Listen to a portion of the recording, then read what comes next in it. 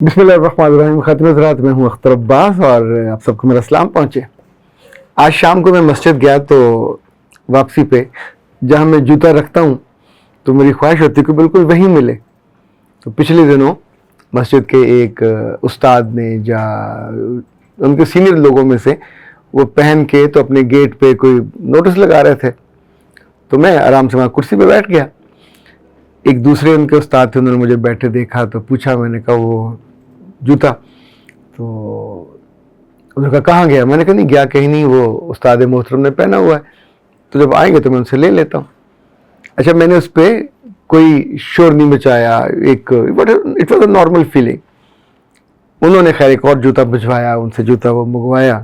اور اچھا، مساجد میں جہاں بچے بھی پڑھ رہے ہوں، ان کے اساتذہ بھی ہوں، مہمان بھی آتے ہیں، تو لوگ وضو کے لیے دوسرے کا جوتا لے جاتے ہیں. ایک نارمل معمول ہوتا ہے. تو آج ہوا یہ کہ اسی جگہ جہاں جوتے پڑے تھے ایک نوٹس لگا ہوا تھا، دوسرے کا جوتا، انتباہ، دوسرے کا جوتا پہننا حرام ہے، مت پہنے.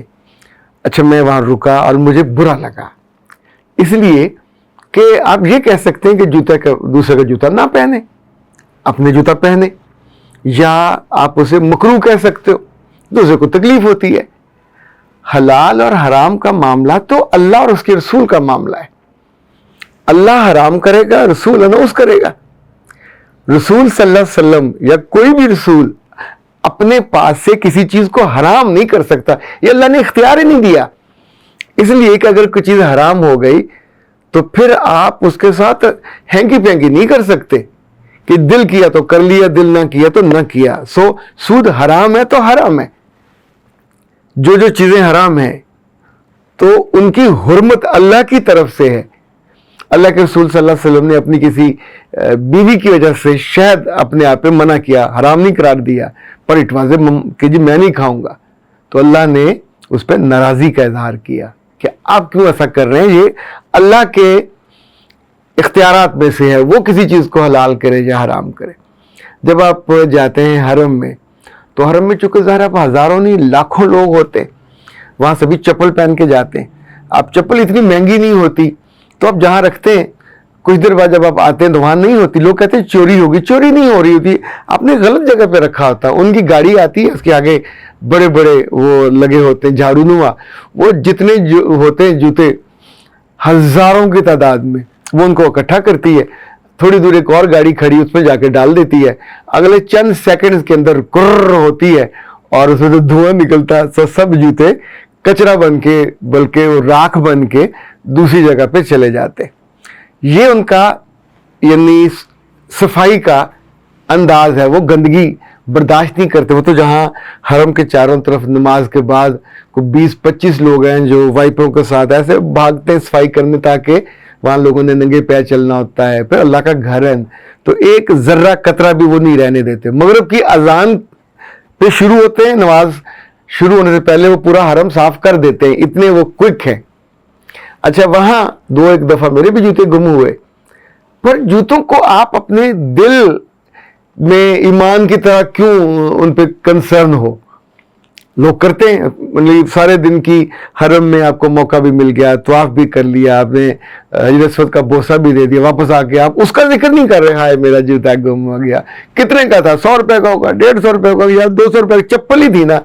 لیکن ہمیں مت ماری ہوئی ہے، ہم اس پہ یعنی بے صبروں کی طرح خوشی اور سکھ اور جو اچیومنٹ ہے ایک طرف، اور اس کے بارے میں تو بندہ اس کا کوئی انتظام کر سکتے. وہاں جگہ جگہ نمبر لگے ہوتے ہیں الماریوں کے، شو ریکس کے. اب وہاں رکھے اور نمبر کو یاد رکھے، وہ بھول جاتے. بہت وہاں شو ریکس ہیں، ان میں رکھ سکتے. مجھے یاد ہے پہلے یہ دوسری دفعہ جب میں گیا تو جوتے گم ہونے کا میں تو یہاں سے سب لوگ ڈراتے تھے. یعنی یہ نہیں بتائیں گے کہ حرم میں اچھا کیا ہے، کہیں گے یار جوتا گم ہو جاتا، ملتا نہیں ہے. تو پھر بعد میں ساتھ ہی گلیاں وہاں ڈھیر لگے ہوئے ہوتے ہیں چپلوں کے، وہاں سے جا کے آپ لے، چند ریال کی وہ مل جاتی ہے. نیلے بدر والی پہننی ہوتی ہے، چونکہ حرام میں آپ بند جوتا نہیں پہن سکتے، پابندی ہے. اوکے، تو میں نے یہ کیا کہ جوتے کو لفافے میں ڈالا اور ڈال کے پینٹ میں نے پہنی تھی تو میں نے پیچھے اپنی بیلٹ کے اور پینٹ کے اندر دے کے اوپر سے شرٹ کر لی. اب میں طواف کر رہا ہوں، جو پاس سے گزر رہا ہے اور جو ہی ظاہر ہے آپ دعائیں مانگ رہے ہیں اور طواف کر رہے ہیں، تو یہ وہ طواف ہوتا ہے جو آپ عمرہ کر چکے ہوتے ہیں، تو جب بھی آپ آتے ہیں آپ طواف ضرور کرتے ہیں، 7 چکر لگاتے ہیں. یہی تو مزہ ہوتا ہے دعائیں مانگنے کا، اللہ کو رجھانے کا، اس کو خوش کرنے کا، اور اس کی قریب جا کے اپنے من کی ساری مرادیں پانے کا. اوکے، ہوا یہ کہ جو آ کے میرے پیچھے اس کا ہاتھ لگے یا جسم لگے تو ایک دو سے مڑ کے میری طرف ضرور دکھے. اچھا، انہیں سمجھ نہ آئے کہ پیچھے ہے کیا، یعنی کوئی سخت سی چیز ہو، مانو کوئی کسی کو شاید ریوالور لگتا ہو، کسی کو کچھ اور چیز لگتی ہو. یہ تو they were not expecting کہ وہاں جوتا ٹھوسا ہوا ہوگا. خیر میں بھی اس پہ 2-4 دفعہ مسکرایا، پھر میں نے دوبارہ یہ حرکت نہیں فرمائی. پھر میں نے باب فہد اور باب عبدالعزیز جگہ میں نے ڈھونڈ لی، وہاں جا کے ایک ہی نمبر میں 100 نمبر میں نے اگر دیکھا تو 100 میں رکھتا تھا تاکہ مجھے یاد رہے کہ 100 میں جا کے دیکھنا ہے اور وہاں سے مل جاتا. اچھا، ایک دفعہ یہ ہوا، یہ بالکل پہلی یا دوسری دفعہ کی بات ہے کہ طواف ہو رہا تھا. فوکس کیا ہے؟ طواف. آئے ہیں کس لیے؟ اللہ کو سلام کرنے، ان سے بات کرنے، اپنی غلطیاں معاف کرانے اور پچھلی غلطیوں پہ صفائی کرانے. تو میں نے دیکھا کہ رش بڑا ہے اور مجھ سے آگے، کافی آگے ایک صاحب انہوں نے جوتا ہاتھ میں پکڑا ہوا ہے. تو ہر طواف کا چکر سٹارٹ کرنے سے پہلے ایسے ہاتھ کرتے ہیں، سلام کہتے ہیں اس کو، اور اللہ اکبر. یعنی اگر آپ دور ہیں حجر اسود سے تو وہاں لائن لگی ہے، اس پہ کھڑے ہو کے آپ ایسے ہاتھ کرتے ہیں تو وہاں سے پھر دعائیں آپ کی شروع ہو جاتی. تب ان صاحب نے ہاتھ میں جوتا پکڑا ہوا تھا، تو جب وہ کریں تو وہ جوتا ایسے ہو اور پوری وہ رغبت سے، پوری محبت سے روتے کرلاتے دعائیں کرتے جا رہے ہوں. اب میں ٹپیکل پاکستانی، ظاہر پاکستانی تو اللہ معاف کرے ایمان اور عمل ہونا ہو، ہمارے اندر وہ جو ہوتی ہے نا جس کو بڑی شدت کے ساتھ عقیدت ہوتی ہے، وہ بڑی تباہی ہوتی ہے. اس شدت کی عقیدت میں ہم لوگوں کے ایمان پہ بھی شک کرتے ہیں، ہم ان پہ بڑے بڑے تبصرے کر دیتے ہیں. اور جیسے یہ مسجد والوں نے یہ لکھا کہ جوتا دوسرے کا پہننا حرام ہے، کیسے حرام ہو گیا؟ اللہ کے رسول کے زمانے میں کون کسی کا جوتا پہنتا تھا؟ وہاں اگر پرابلم ہوتا تو اللہ نازل کرتا نا کہ نبی کا جوتا نہ پہنو فلاں. سب کو پتا ہوتا تھا کہ لکڑی کے جوتے ہوتے تھے، پلاسٹک کے ہوتے ہوں گے. نہیں، اس زمانے میں تو جوتوں کا کوئی بہت لمبا چوڑا کھیکھن اور کھلواڑ تھا ہی نہیں. دوسرے ملکوں سے آتے جاتے، جیسے ایک زمانے میں یہ ہوتی تھی لکڑی کی کھڑاویں، وہ ہوتی تھی بہت، یا پھر عرب میں چمڑا ہوتا تھا، چمڑے کی وہ جرابیں سی بنا کے پہن لیتے تھے. اکثر بیچارے ننگے پاؤں پھرتے تھے. تو اس کلچر میں تو جو پرابلم، اچھا وہاں اتنے لوگ کبھی تھے بھی نہیں کہ جوتوں کا مکس ہونے کا، ٹوٹے ہوئے پرانے ہوں گے. بہت کم ہمیں احادیث میں لوگوں کے کسی کے جوتوں کا ذکر ملتا ہے. ٹربن کا ملے گا، داڑھی کا ملے گا، لباس کا ملے گا، میلے ہونے کا ملے گا، بہت سی چیز، لیکن جوتوں کا ذکر بہت ہی کم ملتا ہے کہ وہ کس طرح کے تھے، کیسے تھے، کیا لوگ چرا کے لے جاتے تھے. تو یہ تو وہاں کا مسئلہ ہی نہیں تھا. تو جہاں مسئلہ نہ ہو وہاں اللہ تعالیٰ ہدایت بھی نہیں، اس معاملے میں ہدایت اتارتا نہیں ہے. تو اپنی طرف سے کبھی کوئی جملہ اتنا سخت نہ اپنے گھر میں نہ، اچھا ان چیزوں کا جواب دینا پڑے گا کہ ہاؤ ڈیئر، تم نے اللہ کی چادر پہ پاؤں رکھا تو کیوں رکھا؟ یہ رکھا جا نہیں سکتا. کسی فقیہ، کسی محدث، کسی بڑے سے بڑے عالم، ایون کسی نبی کا بھی اختیار نہیں ہے کہ وہ کسی چیز کو حلال سے حرام کر دے. چیزیں حلال ہوں گی یا حرام ہوں گی، اس پہ جنت اور دوزخ ہے. اچھا باقی میں مباح ہوتی ہیں، کسی پہ اس کو کرنا اچھا ہوتا ہے، کسی کو کرنا مکروہ ہوگا، کسی کو کرنا آپ کہیں کہ ناروا ہے. ناجائز بھی کچھ اور چیزیں ہوتی ہیں جن کو جائز اور ناجائز کی بھٹی میں. تو یہ جو ہم اپنے مزاج میں اپنی بات کو وزن دینے کے لیے اللہ اور اس کے رسول کا اختیار استعمال کر جاتے ہیں، یہ ٹھیک نہیں ہے. اس کے لیے جواب دینا پڑے گا. کسی بھی چیز کو آپ یہ کہیں مجھے پسند نہیں ہے یا آپ یہ نہ کریں تبھی تو لوگ سن لیں گے. یعنی اگر ہم اس پہ شدت ڈالنے کے لیے یا ہم یہ ڈالیں گے یا ہم اس میں گالی ڈال دیں گے. ہم لوگوں کو ایجوکیٹ کیوں نہیں کر سکتے؟ ویسے بھی سمجھا سکتے ہیں. اچھا وہ جو صاحب تھے جوتا لے کے پھر رہے تھے، تو میں اپنی عقیدت کی وجہ سے کہ یہ کتنی زیادتی ہے، اپنا کام چھوڑ کے، میں نے اپنی جو کتاب ہے ایک سفر اچھا لگا، اس میں پورا اس پہ لکھا ہے تفصیل میرا خیال ہے کم از کم 2 چکر ہوں گے. رش اتنا تھا, میں اس تک کوشش کرتا اس کے پیچھے پیچھے اس کو. اچھا اس بیچ میں اللہ میاں وہاں بیٹھے ہوئے ہیں, ان کا گھر وہاں ہے اور میری بلا, میں اس طرف دیکھ ہی نہیں رہا.